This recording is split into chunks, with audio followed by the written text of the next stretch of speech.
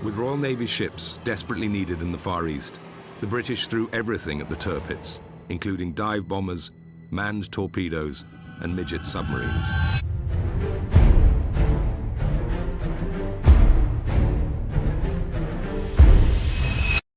This is the story of 12 men who volunteered for what everyone knew was a suicide mission.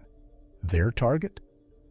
A 42,900-ton floating fortress that had terrorized the Arctic for 2 years straight.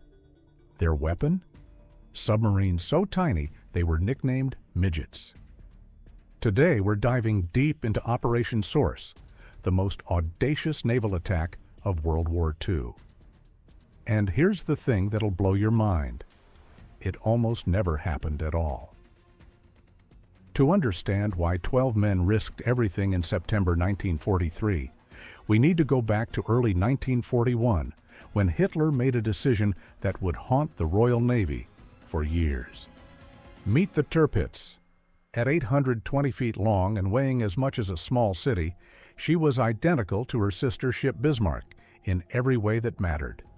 8 15-inch guns that could blow a destroyer in half, armor thick enough to stop a freight train, and a top speed that could outrun anything she couldn't outfight. But here's what made Tirpitz even more dangerous than Bismarck. Hitler learned from his mistakes. After losing Bismarck in the Atlantic, the Führer wasn't taking any more chances. He ordered Tirpitz to Norway, where she could hide in the fjords like a wolf in its den. And what a den it was. Picture this: towering cliffs that rose like skyscrapers from the water, narrow channels that twisted like a maze, weather so brutal it could ground entire bomber squadrons. The Germans had found the perfect hiding spot, Alten Fjord, a natural fortress carved by glaciers over millions of years. The Norwegians had a nickname for her, the Lonely Queen of the North. But she wasn't just lonely, she was lethal. Now you might be thinking, if she's just sitting in a fjord, what's the big deal? Here's what made Tirpitz so terrifying. She didn't need to leave her hideout to wreak havoc. July 1942. Convoy PQ-17 is steaming toward Russia with desperately needed supplies for Stalin's forces, 35 merchant ships, protected by destroyers and cruisers. Then, British intelligence reports 3 words that change everything. Tirpitz has sailed. The Admiralty panics. They order the convoy to scatter, every ship for itself. It was a death sentence. Without protection, German U-boats and dive bombers picked off the helpless merchants one by one. 24 ships went to the bottom, 153 lives lost. Over 3,000 vehicles, 430 tanks, and 200,000 tons of cargo sent to Davy Jones's locker. The twisted irony? Tirpitz never fired a shot. Her mere existence had caused one of the Royal Navy's worst disasters of the war. This wasn't just a ship. This was psychological warfare at its most brutal. Churchill was furious. The Royal Air Force tried everything: bombing raids in daylight, bombing raids at night, even training Norwegian commandos to attack with human torpedoes. Every single mission failed. By September 1943, the Lonely Queen had ruled the Arctic for 2.5 years. But unknown to the Germans, British engineers had been working on something extraordinary, something so crazy, so unprecedented, that it would either end Tirpitz's reign of terror or become the Royal Navy's most spectacular failure. What do you do when conventional warfare fails? When bombers can't reach their target and battleships can't get close enough? If you're the British in 1943, you build something the world has never seen before? Meet the X-Craft. At just 51 feet long, these midget submarines were marvels of engineering desperation. No torpedoes, no deck guns, no creature comforts whatsoever. Just 4 men crammed into a space smaller than most people's living rooms, carrying enough explosives to sink a battleship. Think about this for a second. These subs were so small, they could literally fit inside one of Tirpitz's gun turrets. The entire crew could have a reunion in your garage. But here's what made them brilliant. They were too small for sonar to detect, too quiet for hydrophones to hear, and just crazy enough to work. The mastermind behind this audacious plan was Commander Robert Tiny Cromwell Varley. And yes, that nickname was ironic. This man had helped design the X-Craft, and now he was planning to send them 1,200 miles into enemy waters to attack the most heavily defended ship in the German Navy. But here's the most insane part. They couldn't even sail there on their own. These tiny subs had to be towed by regular submarines, like a mothership carrying her deadly children across the ocean. The plan was as audacious as it was simple. 6 X-Craft would slip through the Norwegian fjords under cover of darkness. 3 would attack Tirpitz simultaneously. If just one could plant its charges beneath that massive hull, the Lonely Queen's reign would be over. Now comes the question that'll give you chills. Who volunteers for a suicide mission? Meet Lieutenant Donald Cameron, commander of X-6. At 27 years old, this Scottish naval officer had already survived the brutal Atlantic convoys. He knew exactly what Tirpitz represented, the shadow that fell across every supply run, every rescue mission, every attempt to keep Britain's lifelines open. When Cameron raised his hand to volunteer, he wasn't just signing up for danger.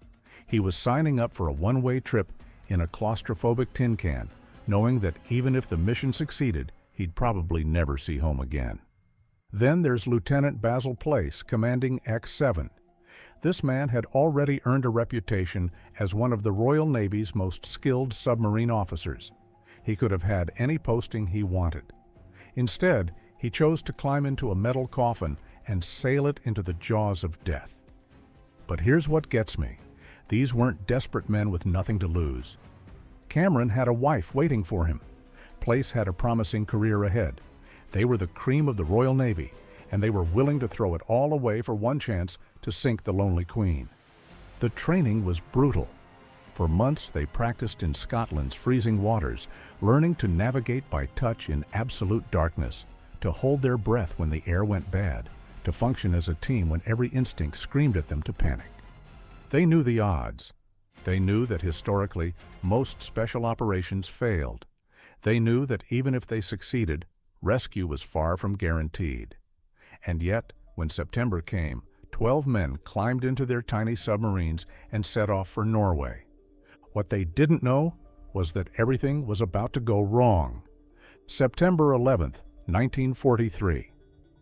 6 submarines slip away from Scotland under cover of darkness, each towing its deadly cargo toward Norway. The plan is precise, the crews are trained, and British intelligence has mapped every detail of Tirpitz's defenses. What happens next is a masterclass in how war never goes according to plan. Day 4. HMS Certus is approaching the rendezvous point when disaster strikes without warning. The tow cable snaps. X-9, along with her 3-man crew, vanishes into the depths like she never existed. No distress signal, no survivors, just a thin film of oil spreading across the dark water. But it gets worse. X-8 starts taking on water in her explosive compartments. Her commander faces an impossible choice: detonate the charges at what he hopes is a safe distance, or risk them exploding inside the submarine. He chooses to jettison them. The explosion nearly tears X-8 apart. The crew barely escapes with their lives before scuttling their crippled vessel. By September 20th, the mathematics of Operation Source have become brutal. 6 submarines launched, 2 lost before they even reached enemy waters.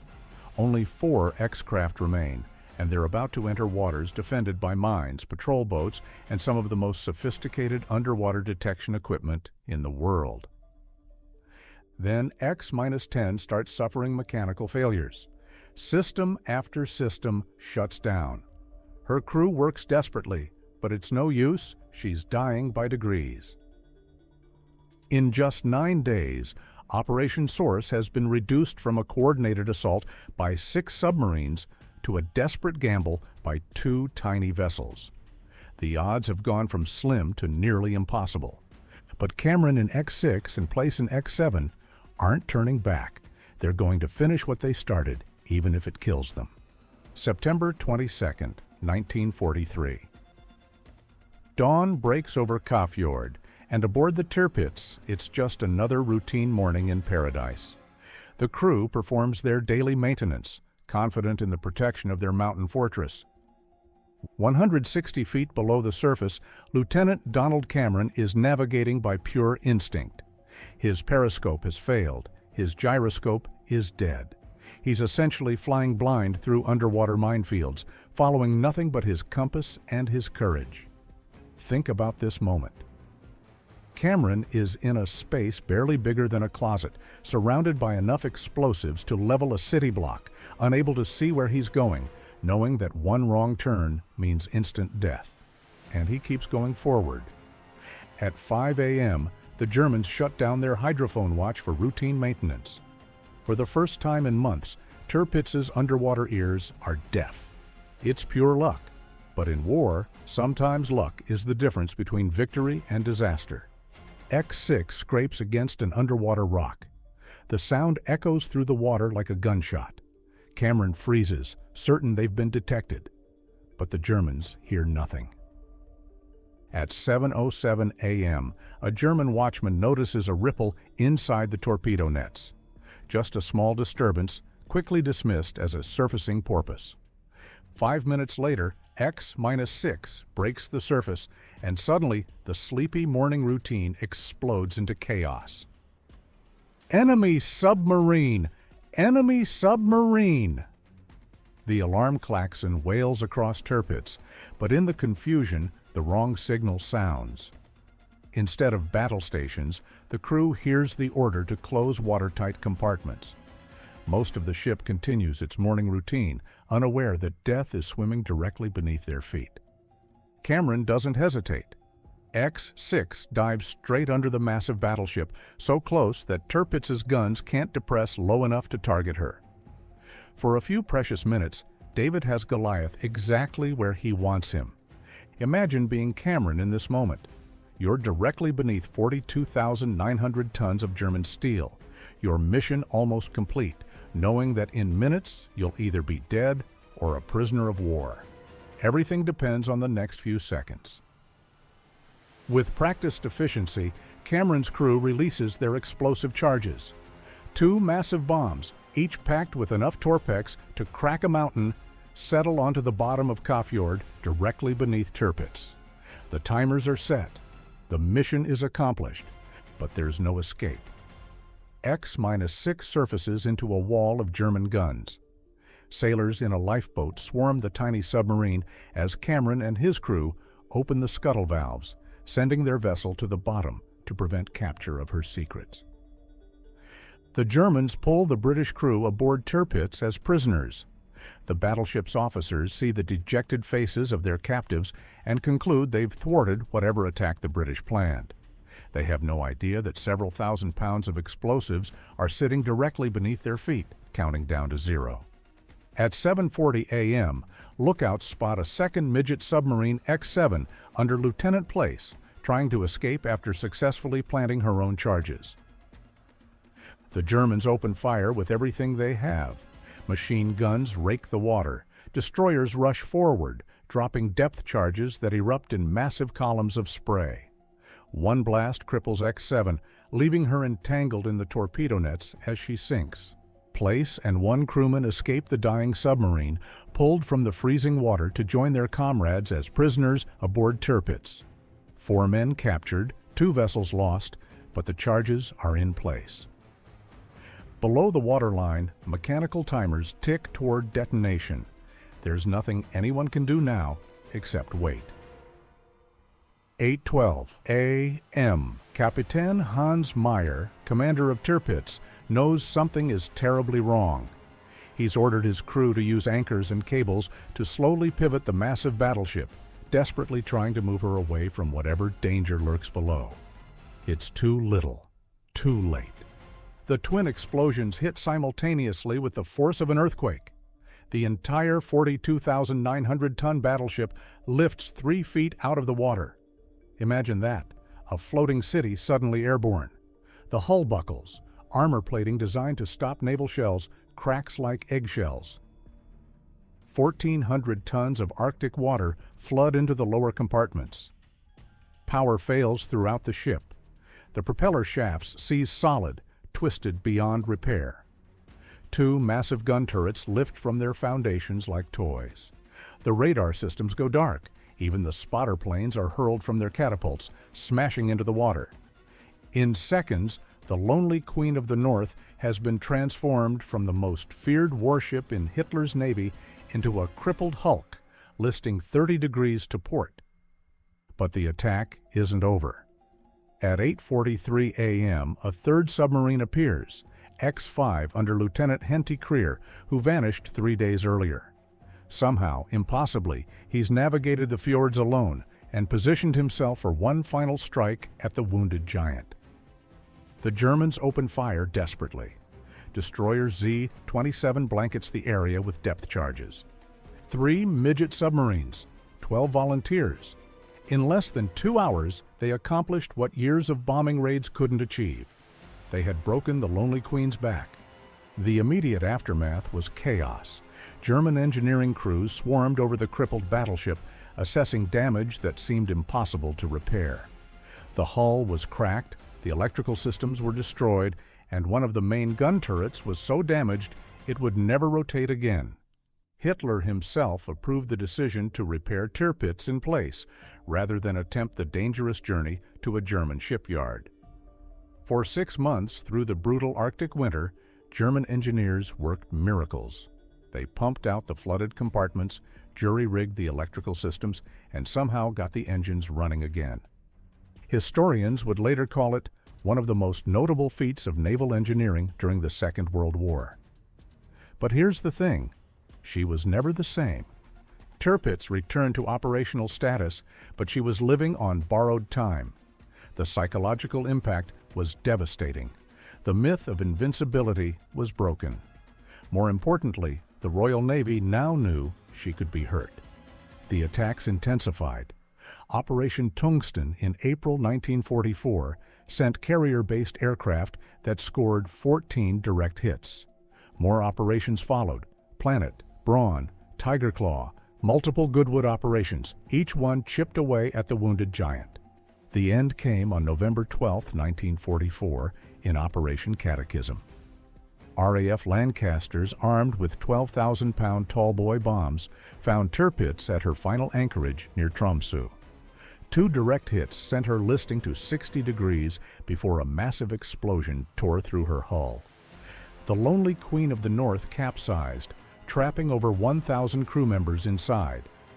After 3 years of terror, her reign was finally over. The 4 captured crew members from X6 and X7 survived the war as prisoners, returning to Britain to discover they had become legends. Lieutenant Donald Cameron and Lieutenant Basil Place were awarded the Victoria Cross, Britain's highest decoration for valor. Think about what they accomplished. 12 men in submarines you could park in your driveway succeeded where entire bomber squadrons had failed. They proved that courage, skill, and determination could overcome any odds. The lost crews of X-5 and X-9 were never found, their final resting places known only to the cold Arctic waters. But their sacrifice wasn't in vain. Operation Source marked the beginning of the end for the German surface fleet. In the annals of naval warfare, few operations have been as audacious, as desperate, or as ultimately successful as Operation Source. It stands as proof that in war, the impossible is sometimes just another word for necessary. The story captured imaginations around the world. Here was proof that individual courage could change the course of history, that the smallest forces could strike at the heart of seemingly invincible enemies. The Lonely Queen of the North ruled the Arctic for 3 years, but it only took 12 men in tiny submarines to prove that no fortress is truly impregnable, no enemy truly unbeatable. That's the real lesson of Operation Source, that courage, determination, and a willingness to risk everything for something greater than yourself can move mountains, or in this case, sink battleships.